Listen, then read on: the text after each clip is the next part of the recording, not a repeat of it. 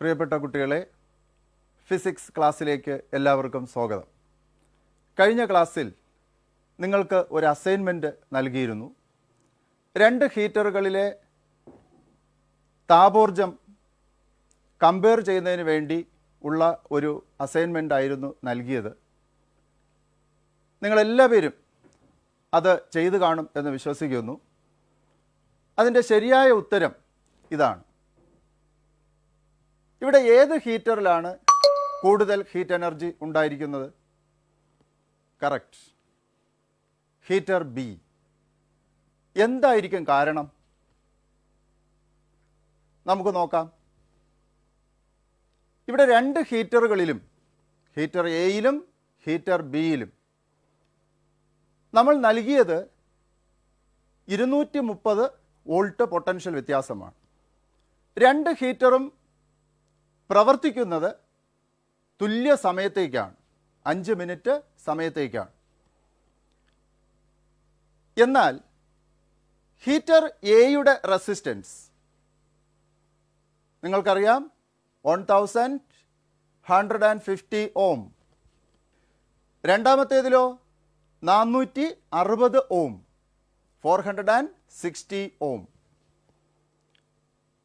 നമ്മൾ പഠിച്ചത് റെസിസ്റ്റൻസ് കൂടുമ്പോൾ കൂടുതൽ ഹീറ്റ് എനർജി ഉണ്ടാവുമെന്നാണ്. അങ്ങനെയല്ലേ?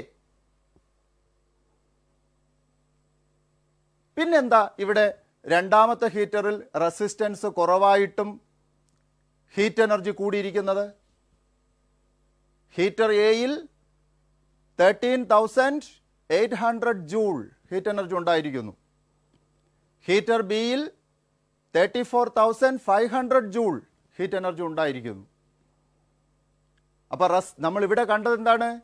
റെസിസ്റ്റൻസ് കുറഞ്ഞ ഹീറ്ററിൽ കൂടുതൽ ഹീറ്റ് എനർജി ഉണ്ടായിരിക്കും. എന്തുകൊണ്ടായിരിക്കും?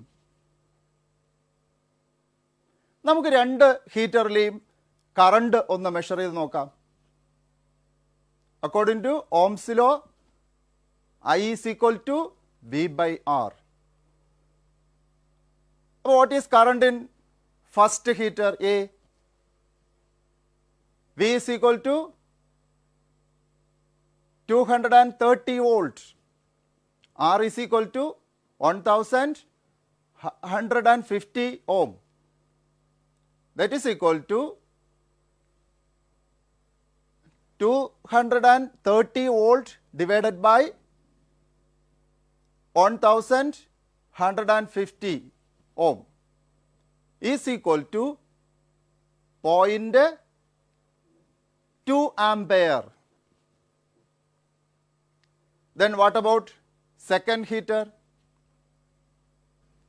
V is equal to IR, I is equal to V by R.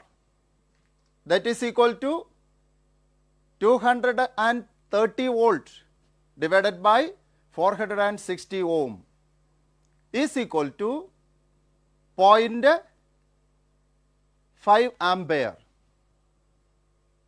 അപ്പോൾ ഇപ്പോൾ മനസ്സിലായല്ലോ, റെസിസ്റ്റൻസ് കുറഞ്ഞ ഹീറ്ററിൽ കറണ്ടിൻ്റെ അളവ് കൂടുതലാണ്. നമ്മൾ ജൂൾസ് ലോ അനുസരിച്ച് എന്താണ് പഠിച്ചത്? H is equal to I square RT. ഉണ്ടാകുന്ന ഹീറ്റ് എനർജി കറണ്ടിൻ്റെ വർഗത്തിന് നേർ അനുപാതത്തിലാണ്. Heat energy developed in a current carrying conductor is directly proportional to square of current. ഇപ്പം എന്താ സംഭവിക്കുക? കറണ്ടിൽ ഉണ്ടാകുന്ന ചെറിയ വർധനവ് കൂടുതൽ ഹീറ്റ് എനർജി ജനറേറ്റ് ചെയ്യുന്നതിന് കാരണമായി തീരും. അപ്പോൾ ഇപ്പോൾ നിങ്ങൾക്ക് മനസ്സിലായോ എന്തുകൊണ്ടാണ് രണ്ടാമത്തെ ഹീറ്റർ ബിയിൽ കൂടുതൽ ഹീറ്റ് എനർജി ജനറേറ്റ് ചെയ്യപ്പെട്ടതെന്ന്? ഇവിടെ ഒരു കാര്യം നമ്മൾ മനസ്സിലാക്കേണ്ടതുണ്ട്. H is equal to I square RT. ഈ ഇക്വേഷൻ അനുസരിച്ച് കറണ്ടും ടൈമും സ്ഥിരമാണെങ്കിൽ ഉണ്ടാകുന്ന ഹീറ്റ് എനർജി റെസിസ്റ്റൻസിന് ആനുപാതികമായിരിക്കും. ഒറ്റ കണ്ടീഷൻ നിങ്ങൾ എപ്പോഴും ഓർമ്മിച്ച് വെക്കണം. ക്ലിയർ അല്ലേ? അപ്പോൾ നമ്മൾ എന്താ പഠിച്ചത്? ഒരു സർക്യൂട്ടിലൂടെ അല്ലെങ്കിൽ ഒരു ഇലക്ട്രിക് അപ്ലയൻസിലൂടെ നമുക്ക് കറണ്ടും വോൾട്ടതയും വ്യത്യാസപ്പെടുത്തി നൽകേണ്ടതുണ്ട് അവയുടെ സുഗമമായ പ്രവർത്തനത്തിന്. അതിന് നമ്മൾ പലതരത്തിലുള്ള പ്രതിരോധകങ്ങൾ, റെസിസ്റ്റേഴ്സാണ് ഉപയോഗിക്കുന്നത്. നമ്മുടെ ഇലക്ട്രിക് അപ്ലയൻസസിൽ കറണ്ടും പൊട്ടൻഷ്യൽ ഡിഫറൻസും റെഗുലേറ്റ് ചെയ്യപ്പെടേണ്ടതുണ്ട്. അതിനായി നമ്മൾ റെസിസ്റ്റേഴ്സാണ് ഉപയോഗിക്കുക. ഇതുപോലുള്ള ഇലക്ട്രോണിക് ബോർഡുകൾ നിങ്ങൾ കണ്ടിട്ടുണ്ടല്ലോ. ഈ ഇലക്ട്രോണിക് ബോർഡിൽ ഈ കാണുന്ന ഈ ഉപകരണം ഒന്ന് ശ്രദ്ധിക്കൂ. കണ്ടോ? പലതരത്തിലുള്ള കളേർഡ് ബാൻഡ്സ് ഇതിന് പുറത്ത് കാണുന്നില്ലേ? ഈ ഉപകരണത്തെയാണ് നമ്മൾ റെസിസ്റ്റർ എന്ന് പറയുന്നത്. ഈ ഓരോ കളേർഡ് ബാൻഡിനും ഓരോ വിലയുണ്ട്. ഇതിനെ കളർ കോഡിംഗ് എന്നാണ് പറയുക. ഈ കളർ കോഡിംഗ് എങ്ങനെ നമ്മൾ ഡീകോഡ് ചെയ്യും, എങ്ങനെയാണ് ഈ ഉപകരണത്തിൻ്റെ റെസിസ്റ്റൻസ് കണക്കാക്കുന്നത് എന്നുള്ള കാര്യം ഉയർന്ന ക്ലാസ്സിൽ നമുക്ക് പഠിക്കാവുന്നതാണ്. അപ്പോൾ ഈ റെസിസ്റ്റർ, എൻ്റെ കയ്യിൽ ഒരു റെസിസ്റ്റർ ഉണ്ട്. ഈ റെസിസ്റ്റർ നമ്മൾ ഇലക്ട്രോണിക് ബോർഡുകളിൽ സോൾഡർ ചെയ്താണ്, ഇതുപോലെ സോൾഡർ ചെയ്താണ് ഉറപ്പിക്കുന്നത്. അത് നോക്കാം. ഇതുപോലെ രണ്ട് അഗ്രങ്ങളും സോൾഡർ ചെയ്താണ് ഇതിങ്ങനെ ഉറപ്പിക്കുന്നത്. ഈ റെസിസ്റ്റേഴ്സ് ഒറ്റയ്ക്കും ഗ്രൂപ്പായും നമ്മൾ ഇലക്ട്രോണിക് സർക്യൂട്ടുകളിൽ ഉപയോഗിക്കാറുണ്ട്. സാധാരണയായി രണ്ട് രീതികളാണ് നമ്മൾ ഉപയോഗിക്കുന്നത്. ഒന്നാമത്തേത് സീരീസ് മെത്തേഡ്, ശ്രേണി രീതി. രണ്ടാമത്തേത് പാരലൽ മെത്തേഡ്, സമാന്തര രീതി. അപ്പോൾ എങ്ങനെയാണ് ശ്രേണി രീതിയിൽ റെസിസ്റ്റേഴ്സ് കണക്ട് ചെയ്യുന്നത് നമുക്ക് നോക്കാം. ഇത് കണ്ടല്ലോ, ഈ റെസിസ്റ്ററിന് രണ്ട് ടെർമിനൽസ് ഉണ്ട്. ഈ കാണുന്നത് രണ്ട് എൻഡ്സ്. ഇതിൽ ഒന്നിൻ്റെ എൻഡിൽ രണ്ടാമത്തത് ഇങ്ങനെ കണക്ട് ചെയ്യുകയാണ്. രണ്ടാമത്തെ എൻ്റെ ഒരു അഗ്രം ഇതുപോലെ ബന്ധിപ്പിക്കുക. കണ്ടോ? എല്ലാവരും ശ്രദ്ധിച്ചല്ലോ. ഒന്നിൻ്റെ എൻഡിൽ രണ്ടാമത്തേത് ഇങ്ങനെ കണക്ട് ചെയ്യുന്നു. അപ്പോൾ ഇവിടെ ഇത് എൻഡ് ടു എൻഡ് കണക്ഷൻ, ഒരു നൂലിൽ നമ്മൾ മാലമുത്ത് കോർക്കും പോലെ. അടുത്ത് വീണ്ടും മൂന്നാമത്തേത് ഇതുമായിട്ട് ഞാൻ സീരീസ് ആയിട്ട് കണക്ട് ചെയ്യാണ്, ശ്രേണി രീതിയിൽ കണക്ട് ചെയ്യാണ്. ഇതുപോലെ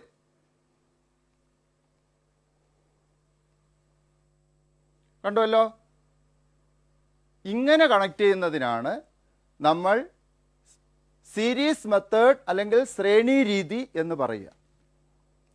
ഇനി നമ്മൾ ചെയ്യുന്നത് ഇതിൻ്റെ ഈ രണ്ട് അഗ്രങ്ങളിലും, ഈ അഗ്രത്തിലും ഈ അഗ്രത്തിനിടയിൽ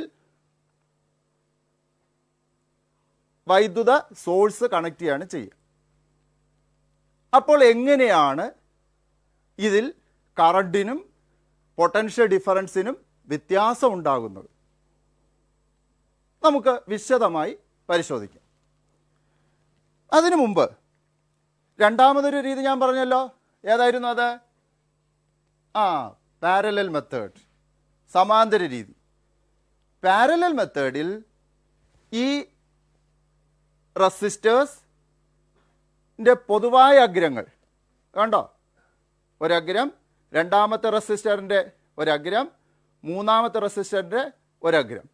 ഈ അഗ്രങ്ങൾ ഇങ്ങനെ പൊതുവായി കണക്ട് ചെയ്യും. അടുത്ത അഗ്രങ്ങളും അതുപോലെ തന്നെ. ഈ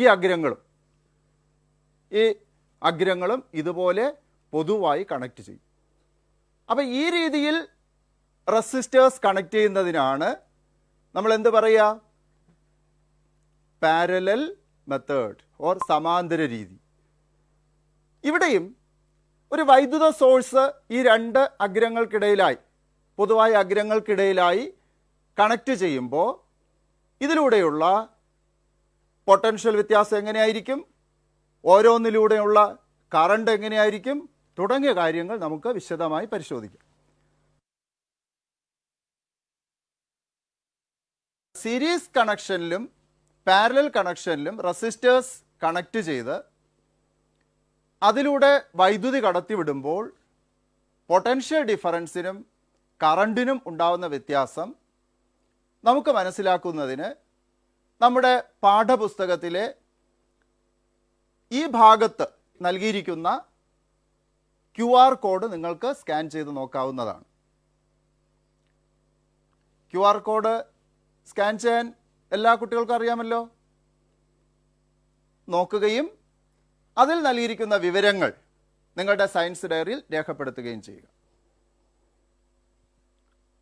ഓക്കെ, അവിടെ നിങ്ങൾക്ക് മനസ്സിലായി സീരീസ് കണക്ഷനിൽ നമ്മൾ റെസിസ്റ്റേഴ്സിന് വൈദ്യുതോർജം നൽകുമ്പോൾ, പൊട്ടൻഷ്യൽ ഡിഫറൻസ് നൽകുമ്പോൾ അതിനെന്ത് വ്യത്യാസമാണ് ഉണ്ടാകുന്നത്, അതിലൂടെയുള്ള കറണ്ടിന് എന്ത് വ്യത്യാസമാണ് ഉണ്ടാകുന്നത് എന്നെല്ലാം നമ്മൾ കണ്ടു കഴിഞ്ഞു. ഇവിടെ ഈ റെസിസ്റ്റേഴ്സ് സീരീസ് കണക്ഷനിൽ നമ്മൾ ഇതുപോലെയാണ് റെസിസ്റ്റേഴ്സ് കണക്ട് ചെയ്യുന്നത്. ഇവിടെ ഓരോന്നിനും എന്തുണ്ട്? റെസിസ്റ്റൻസ് ഉണ്ട്, പ്രതിരോധമുണ്ട്.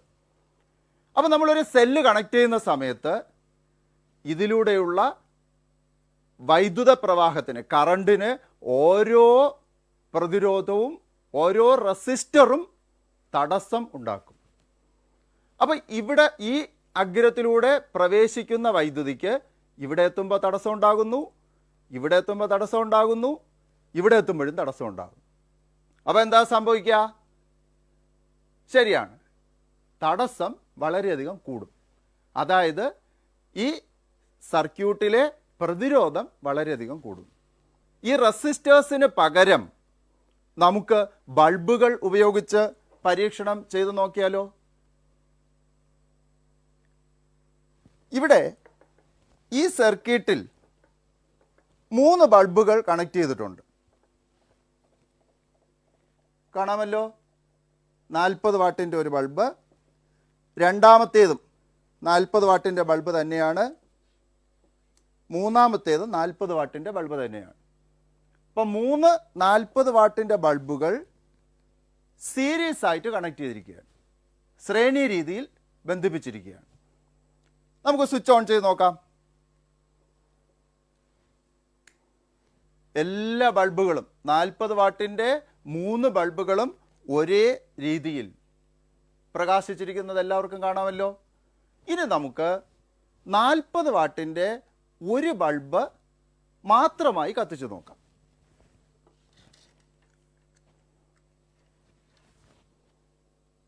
കണ്ടോ, എന്ത് വ്യത്യാസമാണ് കാണുന്നത്? ബൾബ് നല്ലവണ്ണം പ്രകാശിക്കുന്നു, പ്രകാശ തീവ്രത വളരെയധികം കൂടിയിരിക്കുന്നു. എന്താണ് കാരണം? നമ്മളിവിടെ നൽകിയത്, ഈ ബൾബിന് നൽകിയത് 230 വോൾട്ടാണ്, 230 വോൾട്ട്. അപ്പോൾ ബൾബിന് നല്ല പ്രകാശ തീവ്രത കിട്ടി. ഇവിടെ നമ്മൾ ഈ സർക്യൂട്ടിന് നൽകിയതോ, ഇവിടെയും 230 വോൾട്ടാണ് നൽകിയത്. പിന്നെ എന്തുകൊണ്ടാണ് ഈ 3 ബൾബിൻ്റെ പ്രകാശ തീവ്രതയ്ക്ക് വ്യത്യാസം വന്നത്?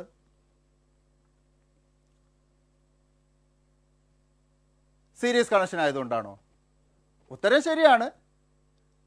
പക്ഷെ എന്തായിരിക്കും പ്രകാശ തീവ്രതയ്ക്ക് വ്യത്യാസം വരാൻ കാരണം?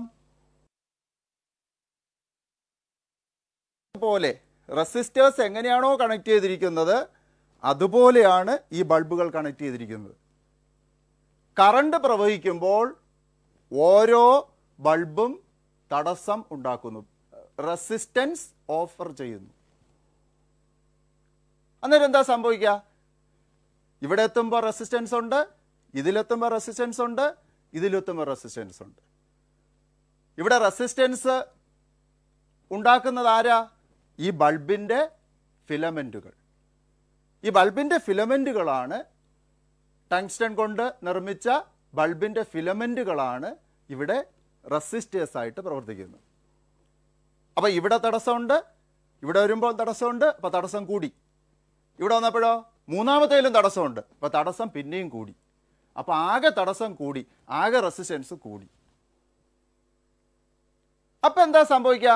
സർക്യൂട്ടിലെ ആകെ റെസിസ്റ്റൻസ് കൂടിയാൽ എന്ത് സംഭവിക്കും?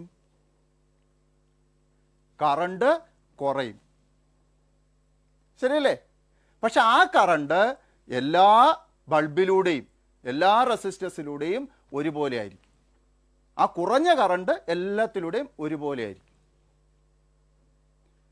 അപ്പോൾ എന്താ മനസ്സിലായത്? ഒരു സർക്യൂട്ടിൽ റെസിസ്റ്റേഴ്സ് സീരീസ് ആയിട്ട് കണക്ട് ചെയ്താൽ effective resistance increases, current decreases. That current is same through all bulb.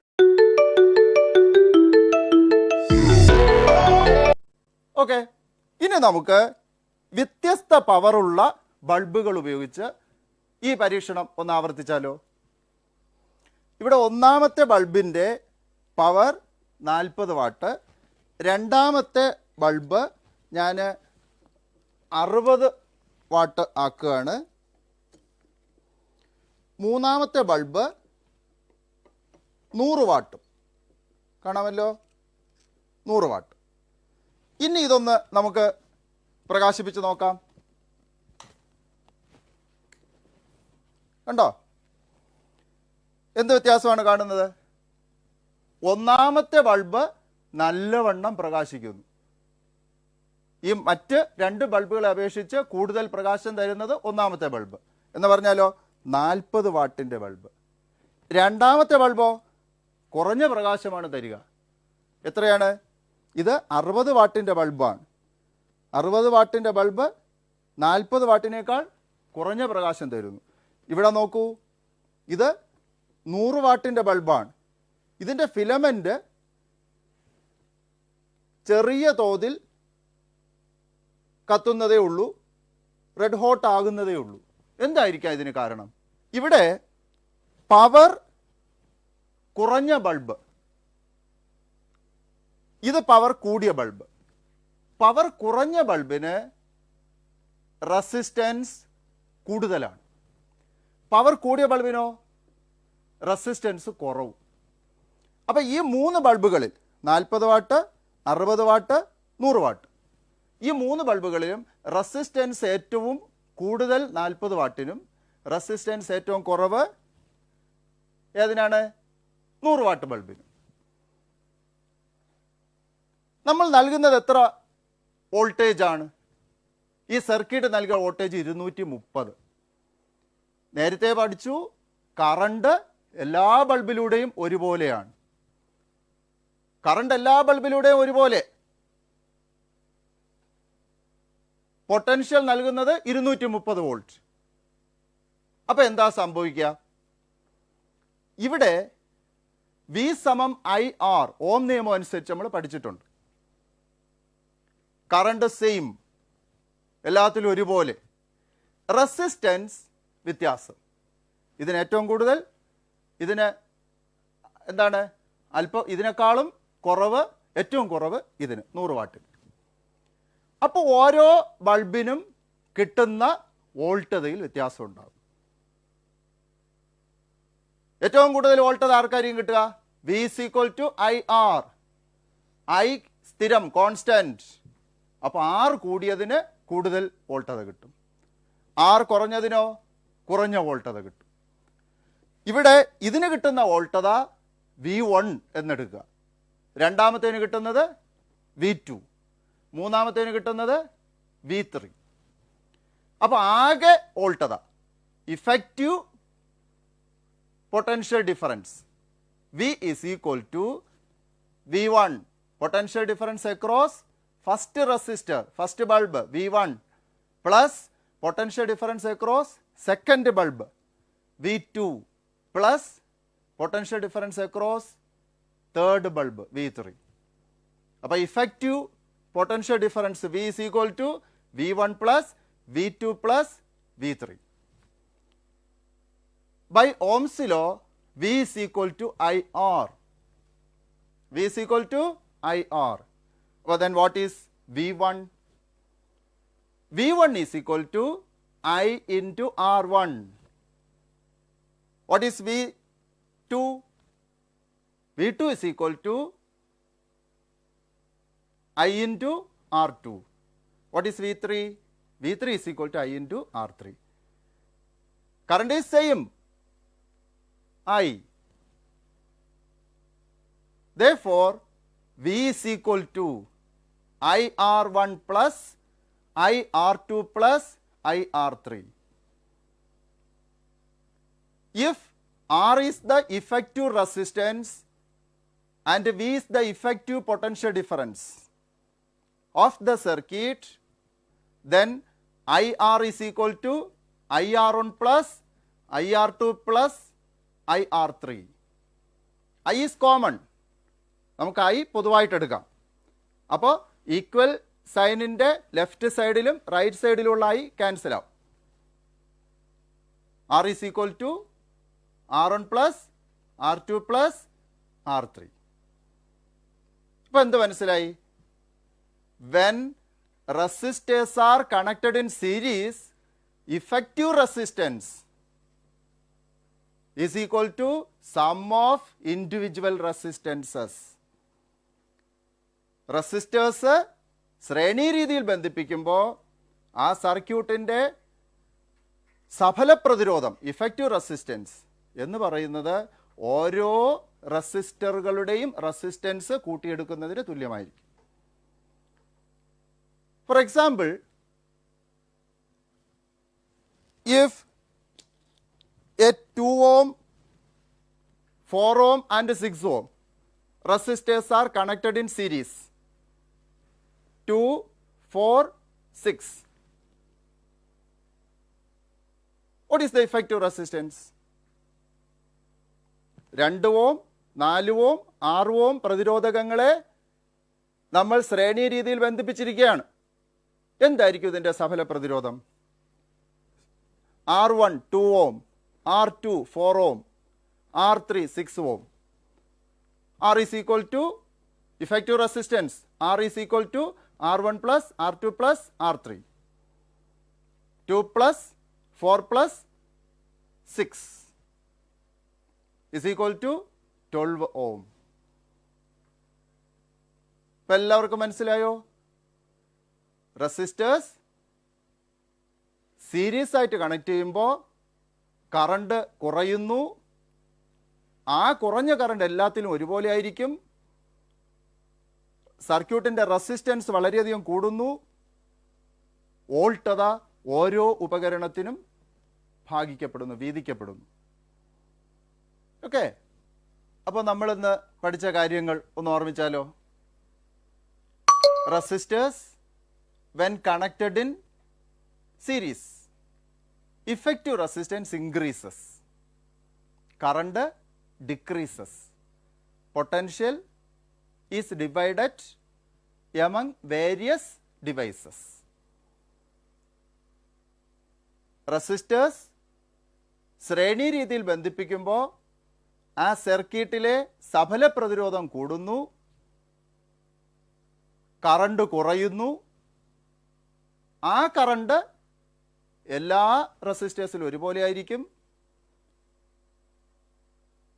നൽകുന്ന വോൾട്ടത, പൊട്ടൻഷ്യൽ ഡിഫറൻസ് വിവിധ ഉപകരണങ്ങൾക്കിടയിൽ അവയുടെ റെസിസ്റ്റൻസിനനുസരിച്ച് വിഭജിക്കപ്പെടുന്നു. ആകെ പൊട്ടൻഷ്യൽ ഡിഫറൻസ് എന്ന് പറയുന്നത് ഓരോന്നിനും ലഭിച്ച പൊട്ടൻഷ്യൽ ഡിഫറൻസിൻ്റെ തുകയായിരിക്കും. നമുക്കിനി ഇതുമായി ബന്ധപ്പെട്ട ചില പ്രോബ്ലംസ് ചെയ്ത് നോക്കിയാലോ? എല്ലാം റെഡിയല്ലേ? നമുക്കിനി ഇതുമായി ബന്ധപ്പെട്ട ചില മാത്തമെറ്റിക്കൽ പ്രോബ്ലംസ് ചെയ്ത് നോക്കിയാലോ? അത് നിങ്ങൾക്ക് അസൈൻമെൻറ്റായി നൽകുന്നതാണ്. എല്ലാ പേരും ഇന്ന് തന്നെ ഇത് ചെയ്തു നോക്കണം. ഓക്കെ, ഒന്നാമത്തെ മാത്തമെറ്റിക്കൽ പ്രോബ്ലം ഇതാണ്. 4 ഓം 2 ഓം പ്രതിരോധകങ്ങളെ ശ്രേണിയായി ബന്ധിപ്പിച്ച് അവയുടെ അഗ്രങ്ങൾക്കിടയിൽ 6 വോൾട്ട് പൊട്ടൻഷ്യൽ വ്യത്യാസം നൽകിയാൽ കറണ്ട് എത്ര? What is the current if 4 ohm and 2 ohm resistors are connected in series and 6 volt potential difference is applied? നമുക്ക് അടുത്ത ക്ലാസ്സിൽ റെസിസ്റ്റേഴ്സ് പാരലൽ ആയി കണക്ട് ചെയ്താൽ കറണ്ടിനും പൊട്ടൻഷ്യൽ ഡിഫറൻസിനും ഉണ്ടാകുന്ന വ്യത്യാസം എങ്ങനെയാണെന്ന് വിശദമായി പഠിക്കാം. എല്ലാ പേരും നല്ലവണ്ണം പഠിച്ചു തുടങ്ങുക. നമ്മൾ ഒന്നാമത്തെ യൂണിറ്റിലാണ് നിൽക്കുന്നത്. സ്കൂൾ തുറക്കാൻ ആരും കാത്തു നിൽക്കേണ്ട, ഇപ്പം തന്നെ പഠിച്ചു തുടങ്ങുക. Well begun is half done.